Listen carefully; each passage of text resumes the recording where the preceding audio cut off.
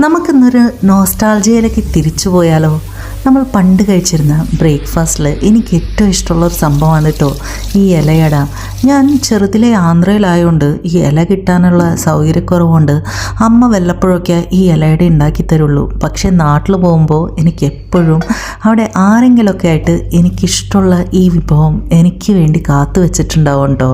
അതെനിക്ക് ഭയങ്കര ഒരു നോസ്റ്റു ഫീലാണ്. അപ്പോൾ ഇന്ന് ഞാൻ ബ്രേക്ക്ഫാസ്റ്റിന് ഒരു നല്ല അടിപൊളി ഇലയടയാണ് കേട്ടോ ഉണ്ടാക്കിയത്. ഇന്ന് വീക്കെൻഡ് ആയതുകൊണ്ടും കുഞ്ഞിന് എക്സാം ആയതുകൊണ്ടും നമ്മുടെ പണികളൊക്കെ ചടപടേ എന്ന് പറഞ്ഞ് തീർക്കണം കേട്ടോ. അപ്പോൾ നമുക്ക് ഇലയുടെയൊക്കെ റെഡിയാക്കിയിട്ട് ഇതുപോലെ സ്റ്റീം കയറ്റി എടുക്കാം കേട്ടോ. ഞാൻ ഇലയുടെ ഉണ്ടാക്കാനായിട്ട് ലുലുവിൽ നിന്ന് ഇല മേടിച്ച് വെച്ചിട്ട് കുറേ ദിവസങ്ങളായിട്ടോ.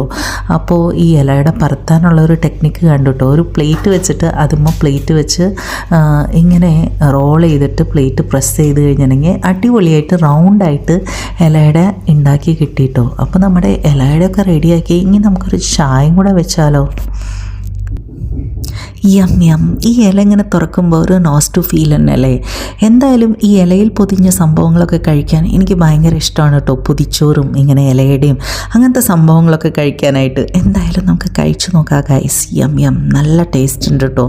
എനി ഹൗസ് ഞാൻ ചെറുതിലേ ഈ ബ്രേക്ക്ഫാസ്റ്റ് കഴിക്കാൻ ഭയങ്കര മടിയുള്ള ഒരാളാണ് കേട്ടോ. അപ്പോൾ എങ്ങനെയെങ്കിലുമൊക്കെ കഴിച്ചു പോവാം എന്നുള്ളൊരു കോൺസെപ്റ്റിലായിരുന്നു.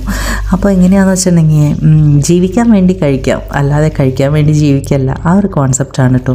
അപ്പോൾ നമുക്ക് ഉച്ചയ്ക്കുള്ള ഭക്ഷണം കൂടെ റെഡിയാക്കിയാലോ? ചിക്കൻ ഫ്രൈ, ഫിഷ് ഫ്രൈ, പിന്നെ കുറച്ച് മീൻ കറിയും അതേപോലെ തന്നെ പരിപ്പും ക്യാബേജും അച്ചാറും ചോറും ഒക്കെ ആയിട്ട് ഒന്ന് വിളമ്പിയാലോ?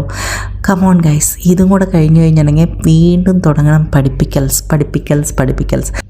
അതിനിടയിൽ കിട്ടുന്ന ഈ കൊച്ചു ടൈമാണ് കേട്ടോ ഇത്. ഈ കുക്കിങ്ങും വ്ളോഗിങ്ങും ഇതൊക്കെ എനിക്ക് ഇഷ്ടപ്പെട്ട കാര്യങ്ങളായതുകൊണ്ട് ചെയ്യാനായിട്ട് ഭയങ്കര സാറ്റിസ്ഫാക്ഷനും ഇൻട്രസ്റ്റും ആണ് കേട്ടോ.